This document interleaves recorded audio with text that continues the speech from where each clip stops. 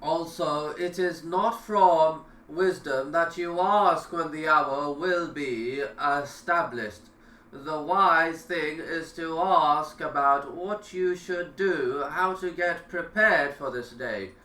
This is what contains benefit for you. Thus, when Gabriel said to the Prophet, "Inform me about the last hour," he replied, "The one being asked has no more knowledge about it than the one who is asking. That is, you and I are alike. We all do not know when the hour will be established. So if Gabriel, and he is the chief of the angels, and Muhammad, and he is the leader of the children of Adam, do not know when the hour will be established, how will a claimant come and claim the knowledge of that? This contains evidence that the knowledge of the time, or the time of the establishment of the hour, is not known except to Allah. Glorious is He and exalted."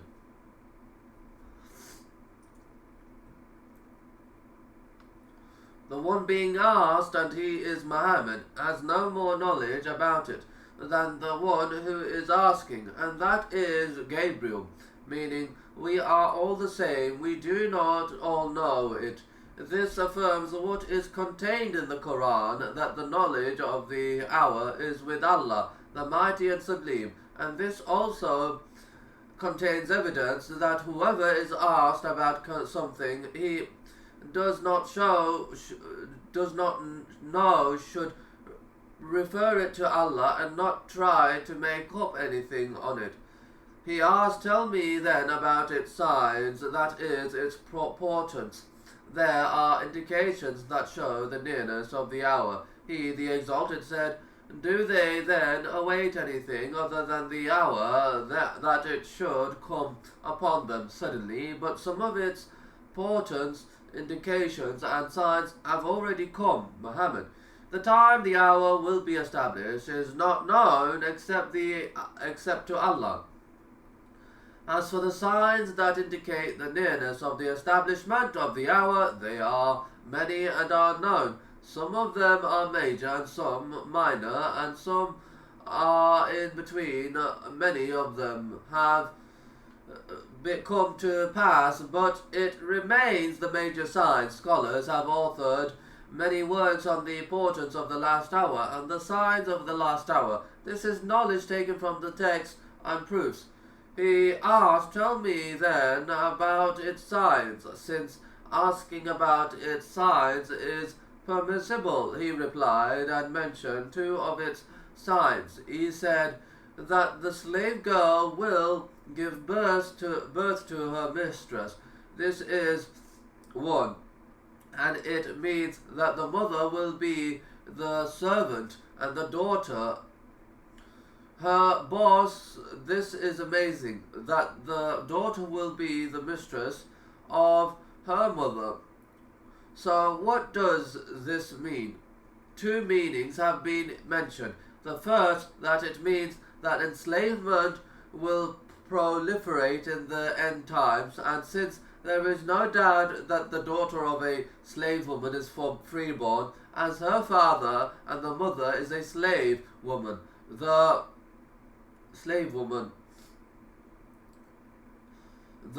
daughter becomes a mistress to her mother.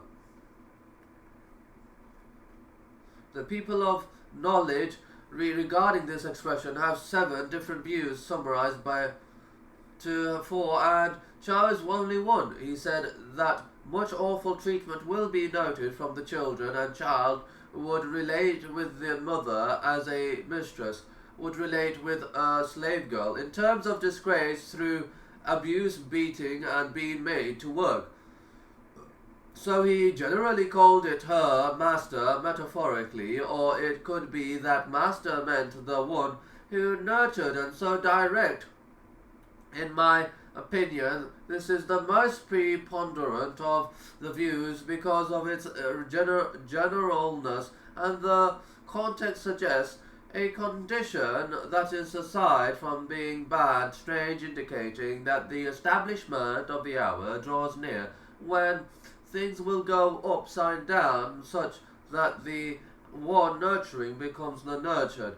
The non-entity becomes the highly placed. It is in congruence as well with his statement about the other side, the barefooted becoming the rulers of the earth. The second meaning is that and Allah knows best. There will be a great deal of undutifulness to parents in the end time, such that the daughter will behave to her mother as the mistress to her slave, by being disobedient, arrogant, and reproaching in dealing with her. He said that you will see the barefoot, naked, and poor goat shepherds.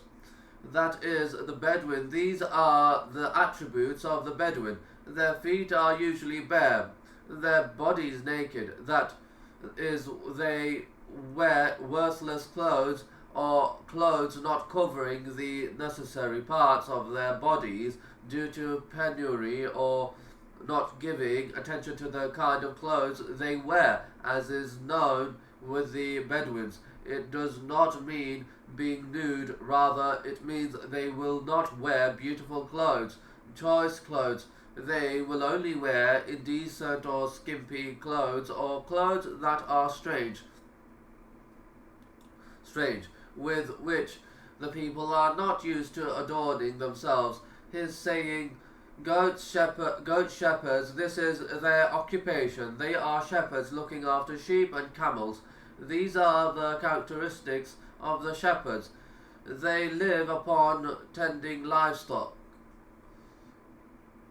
and they live in the deserts. But in the end times, they will live in the urban areas. They will live in the cities and construct structures. Initially, they resided under tents and thatch, but in the end times, they will compete in erecting huge structures. They will build and buy in boasting with one another. One of them could even build high structures with many floors and decorate and beautify it, while he was originally living in a thatch house or under tents, or things like that.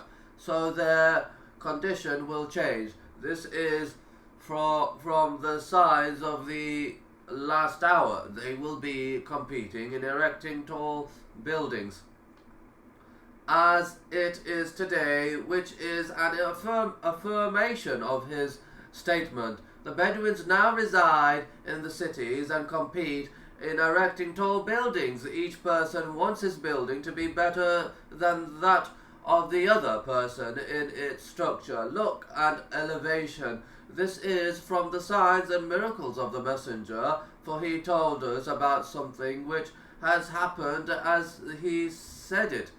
He said, he, the stranger, then left. That is, the questioner stood up and went out. Then some of the companions